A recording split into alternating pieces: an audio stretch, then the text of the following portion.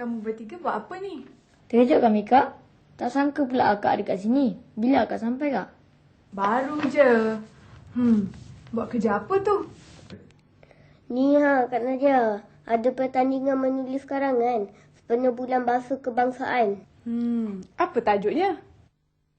Negara yang maju adalah negara yang mengguna pakai bahasa kebangsaannya.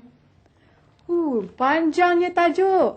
Dah dapat ke isi karangan ni? Isinya dah dapat dah, Kak Nadia. Tapi contoh-contohnya itulah yang kami tak dapat nak fikir. Macam mana ya? Senang je tu. Pertama, cuba kita fikirkan beberapa buah negara maju yang ada di dunia ni. Cuba kamu fikirkan satu negara maju yang ada. Hafiz? Jepun? Jepun. Jepun adalah negara maju. Cuba tengok rakyatnya. Mereka tetap berbahasa Jepun walaupun mereka bekerja di luar negara. Mereka berbangga boleh berbahasa Jepun dan memperkenalkan bahasa Jepun kepada orang asing. Tapi apa kait-mengaitnya negara-negara yang membangun ini dengan bahasa kebangsaan? Kalau kamu bertiga nak tahu, negara Jepun contohnya, mereka menggunakan bahasa kebangsaan mereka di semua tempat. Di sekolah, di universiti, malah di mana-mana juga. Sehingga kan pekerja dan pelajar yang hendak belajar dan bekerja di sana pun kena belajar bahasa mereka. Oh, begitu. Artinya sebanyak mana setiap bahasa itu digunakan, maka sebanyak itulah kekuatan bahasa tu. Betul tu Irene.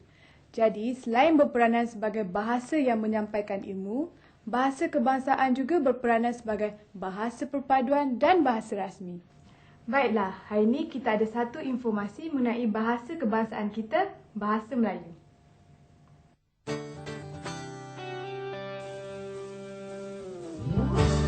Episod kali ini mengisahkan tentang Osman, Daniel, Siva dan Achong yang mendapat tahu mengenai pertandingan syarahan bahasa Malaysia yang akan diadakan di sekolah bersempena dengan Minggu Bahasa Malaysia. Achong berhajat memasuki pertandingan tersebut tetapi kurang yakin akan mendapat maklumat yang mencukupi bagi menyediakan teks syarahannya. Bagi mendapatkan isi karangan yang baik, Osman, Daniel dan Siva telah menyatakan persetujuan untuk membantu Achong. Mereka telah berbincang bersama-sama di samping pergi ke perpustakaan untuk mendapatkan maklumat-maklumat yang dikendaki. Di mana kamu tahu tentang pertandingan syarahan ni? Saya terbaca di papan kenyataan depan bilik guru pagi tadi. Bukankah sebenarnya itu hanya untuk murid-murid tahun 6 sahaja? Taklah, yang ini terbuka kepada semua murid yang berminat. Tajuk-tajuknya? Ada 5 tajuk yang boleh dipilih. Yang pertama, fungsi bahasa Malaysia dalam negara kita. Yang kedua, bahasa jiwa bangsa. Yang ketiga, kepentingan bahasa Malaysia sebagai bahasa kebangsaan. Yang keempat, kebaikan Minggu Bahasa Malaysia di sekolah. Dan yang terakhir, menghormati bahasa Malaysia. Susah juga tajuk-tajuknya. Sebenarnya tak susah kalau kita saling mengeluarkan pendapat. Kita juga boleh pergi ke perpustakaan untuk mencari bahan-bahan. Kalau macam itu, tunggu apa lagi? Marilah.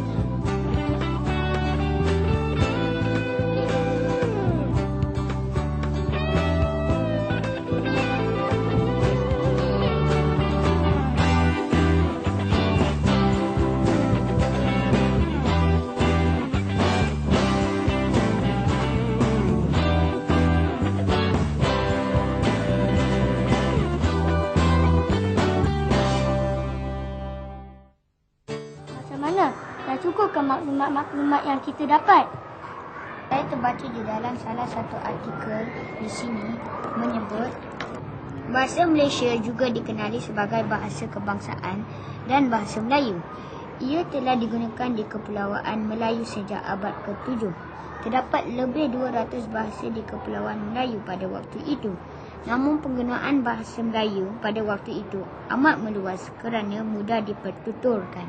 Itu satu maklumat yang bagus. Ada lagi, dalam artikel itu juga ada tulis perkara 152 Perlambangan Persekutuan menyebut bahasa Melayu adalah bahasa kebangsaan dan bahasa rasmi Malaysia. Pada tahun 1970 pula, dasar pelajaran kebangsaan dilaksanakan dan bahasa Melayu dikenali sebagai bahasa Malaysia. Saya ada terbaca maklumat yang menyebut pada tahun 1990 bahasa Malaysia mula digunakan di mahkamah. Ia adalah satu kejayaan yang mendaulatkan bahasa Malaysia sebagai bahasa rasmi dan bahasa pengantar utama. Maklumat saya pula, Justin yang lahir pada tahun 70-an, 80-an dan 90-an terbukti fasih dan menganggap bahasa Malaysia sebagai bahasa milik bersama setiap rakyat Malaysia. Mereka sedar bahawa bahasa Malaysia bukan milik kaum Melayu sahaja. Kaum bukan Melayu di Malaysia mampu berinteraksi menggunakan bahasa Malaysia yang betul dan lancar. Saya terbaca mengenai fungsi bahasa Malaysia. Ia terbahagi kepada 5 fungsi utama. Pertama, sebagai bahasa kebangsaan yang akan dapat melahirkan semangat perpaduan kekitaan dan kebangsaan. Kedua, sebagai bahasa rasmi dalam komunikasi dan acara rasmi, segala surat menyurat rasmi, pentadbiran, minit mesyuarat, memo dan lain-lain lagi. Ketiga, sebagai bahasa perpaduan antara kaum dan keturunan. Keempat, sebagai bahasa ilmu dan yang terakhir sebagai bahasa pendidikan, iaitu menjadi bahasa pengantar di sekolah rendah, menengah, universiti dan kolej.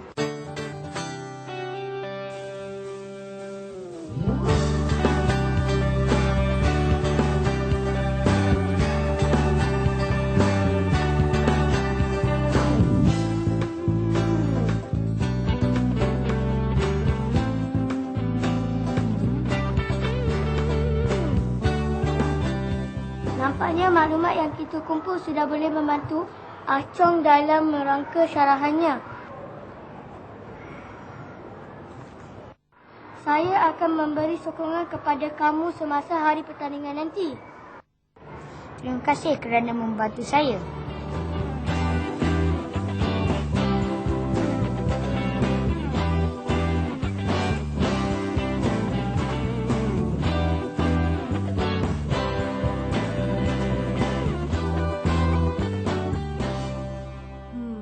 Macam mana dengan cerita ni? Rasa-rasanya boleh jadi seperti mereka? Maksud Kak Nadia, jadi macam mereka tu macam mana? Jadi kumpulan yang hebat, menghormati bahasa kebangsaan dan menghargai persahabatan.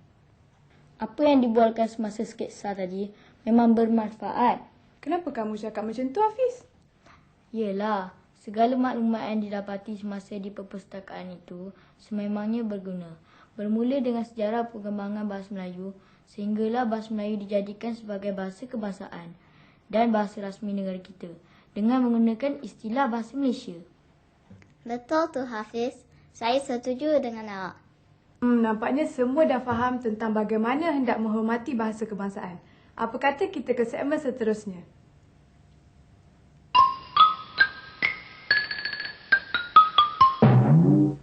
Di mana kamu tahu tentang pertandingan syarahan ni? Saya terbaca di papan kenyataan depan bilik guru pagi tadi. Bukankah perayaan itu hanya untuk murid-murid tahun 6 sahaja? Taklah, yang ini terbuka kepada semua murid yang berminat. Tajuk-tajuknya? Ada 5 tajuk yang boleh dipilih. Susah juga tajuk-tajuknya. Sebenarnya tak susah kalau kita saling mengeluarkan pendapat.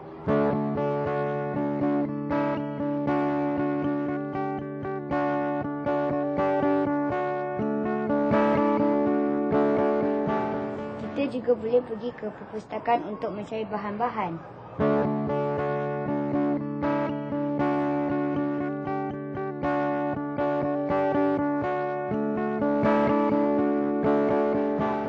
Kalau macam itu, Tunggu apa lagi? Marilah. Saya terbaca di dalam salah satu artikel di sini menyebut bahasa Malaysia juga dikenali sebagai bahasa kebangsaan dan bahasa Melayu. Ia telah digunakan di Kepulauan Melayu sejak abad ke-7. Terdapat lebih 200 bahasa di Kepulauan Melayu pada waktu itu. Namun penggunaan bahasa Melayu pada waktu itu amat meluas kerana mudah dipertuturkan.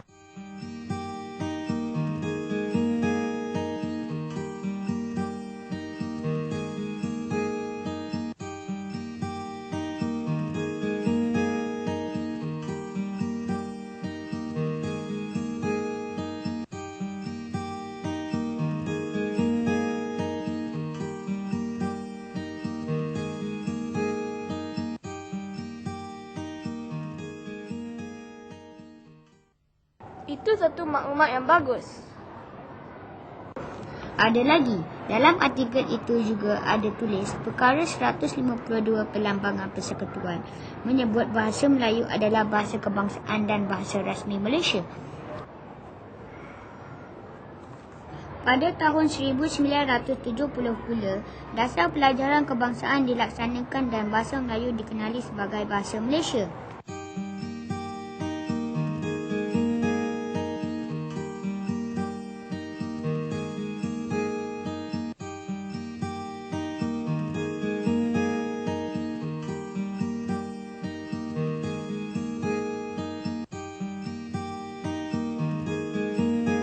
Saya ada terbaca maklumat yang menyebut pada tahun 1990 bahasa Malaysia mula digunakan di mahkamah.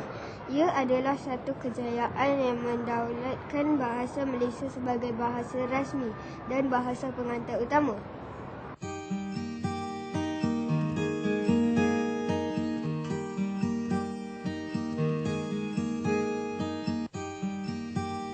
Maklumat saya pula, generasi yang lahir pada tahun 70-an, 80-an dan 90-an terbukti fasih dan menganggap bahasa Malaysia sebagai bahasa milik bersama setiap rakyat Malaysia.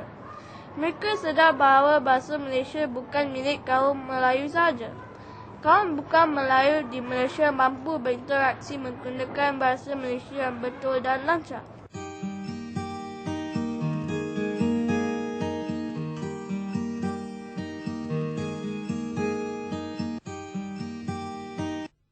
Saya terbaca mengenai fungsi bahasa Malaysia. Ia terbahagi kepada 5 fungsi utama. Pertama, sebagai bahasa kebangsaan yang akan dapat melahirkan semangat perpaduan kekitaan dan kebangsaan. Kedua, sebagai bahasa rasmi dalam komunikasi dan acara rasmi, segala surat menyurat rasmi, pentadbiran, minit mesyuarat, memo dan lain-lain lagi. Ketiga, sebagai bahasa perpaduan antara kaum dan keturunan. Keempat, sebagai bahasa ilmu dan yang terakhir sebagai bahasa pendidikan, iaitu menjadi bahasa pengantar di sekolah rendah, menengah, universiti dan kolej.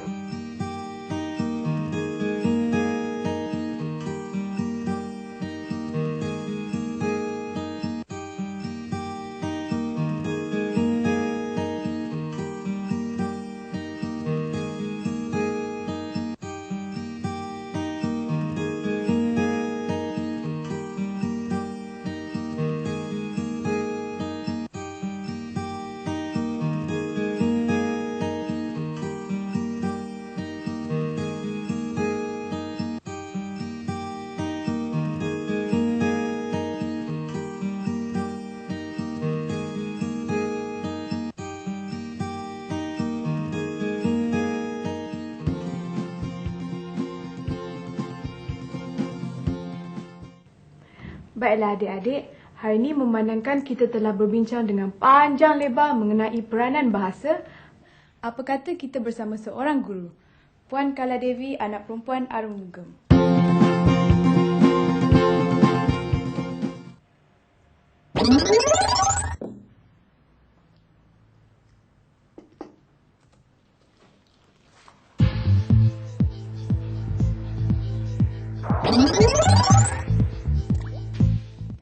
Apa khabar, Puan? Selamat sejahtera. Kamu semua apa khabar adik-adik? Khabar baik, kami semua sihat. Kami di sini ingin menemu ramah Puan mengenai bahasa kebangsaan kita. Boleh Puan? Sudah tentu boleh. Apakah soalan yang ingin adik-adik tahu? Apakah kepentingan bahasa Malaysia sebagai bahasa kebangsaan? Adik-adik, untuk mengetahui tentang kepentingan bahasa Malaysia sebagai bahasa kebangsaan negara ini, kita perlu kembali kepada sejarah penubuhan Malaysia yang begitu unik. Malaysia merupakan satu-satunya negara yang mencatat sejarah dengan menyatu padukan rakyat pelbagai kaum yang berasal dari negara luar seperti China dan India.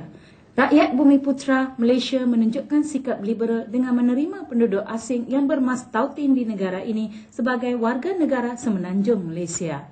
Permuafakatan dan kesepakatan antara 3 kaum majoriti di negara ini yang bernaung di bawah Parti Perikatan serta berusaha menuntut kemerdekaan negara pada tahun 1957 telah mengejutkan pihak penjajah. Demi menjamin permuafakatan ini berkekalan, maka pelbagai usaha untuk menyeragamkan rakyat Malaysia yang baru telah dilaksanakan. Antaranya ialah membentuk Perlembagaan Malaysia yang menggariskan beberapa usul penting termasuk kedudukan istimewa kaum Bumiputera, agama Islam sebagai agama rasmi negara dan bahasa Malaysia sebagai bahasa rasmi negara. Namun demikian, hak asasi kaum lain dalam mempraktikkan agama dan bahasa ibunda masing-masing tidak dipertikai atau diabaikan. Sesiapa juga boleh mengamalkan agama, budaya, bahasa dan adat istiadat mengikut tradisi turun-temurun mereka. Adik-adik, mengapakah rasanya bahasa orang Melayu dipilih sebagai bahasa rasmi negara kita ketika itu? Ya, memang benar. Bahasa Melayu merupakan bahasa penduduk asal negara ini dan digunakan secara meluas oleh penduduk pribumi. Walaupun terdapat kebelbagaian logat dan juga dialek mengikut negeri dan asal-usul penduduk, bahasa Melayu digunakan oleh penduduk di persekitaran termasuk negara Indonesia. Bahasa Melayu yang digelar sebagai bahasa kebangsaan mudah dipelajari dan dipraktikkan. Selain itu, demi menjamin semangat kepunyaan antara rakyat, bahasa Melayu ditukar kepada panggilan bahasa kebangsaan atau bahasa Malaysia. Dengan ini, penduduk kaum lain di negara ini tidak akan merasakan bahasa ini milik kaum Melayu semata-mata. Banyak usaha yang telah dijalankan bagi memastikan bahasa Malaysia dipelajari dan diketahui oleh semua rakyat di negara ini ketika itu. Contohnya, kelas perpaduan rakyat diadakan untuk golongan orang dewasa. Mewajibkan bahasa Malaysia sebagai mata pelajaran komunikasi di semua sekolah menengah. Kelulusan berlisan dalam bahasa Melayu sebagai satu syarat mendapat kewarganegaraan dan sebagainya. Sehingga kini, bahasa Malaysia telah mampu menjadi bahasa perantara antara semua kaum di Malaysia. Puan, sejauh manakah kita boleh menunjukkan bahasa sebagai identiti bangsa? Ya adik-adik, bayangkanlah jika 3 atau 4 orang rakan dari kaum yang berbeza di Malaysia bertemu dan berbual. Selain menggunakan bahasa Inggeris yang menjadi bahasa komunikasi antara bangsa utama, mereka akan menggunakan bahasa Malaysia untuk bertanya kabar berita. Senario ini bukan satu perkara yang baru di negara kita. Walaupun berbeza bahasa ibunda, kepetahan kaum lain menggunakan bahasa Malaysia dengan begitu fasih menjadi satu kebanggaan kepada negara kita. Pernahkah adik-adik mendengar pantun yang berbunyi begini? Yang kurik itu kendi, yang merah itu saga, yang baik itu budi, yang indah itu bahasa. Bahasa Malaysia memang terkenal dengan kelembutan kata-kata dan bahasa kiasan yang penuh dengan rasa sopan dan pekerti. Jadi, apabila kita menggunakan bahasa Malaysia, maka identiti kita sebagai rakyat yang berbudi bahasa dan sopan akan terpancar ke serata dunia. Puan, bagaimanakah kita dapat menunjukkan rasa bangga terhadap bahasa dan negara? Adik-adik, sebagai rakyat Malaysia, kita mestilah sentiasa menggunakan bahasa Malaysia yang betul setiap masa untuk berkomunikasi. Janganlah berasa malu untuk menggunakan bahasa Malaysia. Elakkan pencemaran bahasa yang akan menjejaskan ketulinan dan integriti bahasa kita. Bahasa SMS dan campur aduk bahasa akan mencacatkan keindahan bahasa kita. Kita perlulah banyakkan membaca bahan-bahan ilmiah serta buku-buku cerita dalam bahasa Malaysia untuk memantapkan bahasa Malaysia. Ingat, bahasa jiwa bangsa. Tanpa bahasa, maka putuslah hubungan silaturahim antara satu sama lain. Saya harap adik-adik telah mendapat banyak maklumat daripada apa yang telah saya sampaikan. Sehingga kita bertemu lagi. Selamat sejahtera.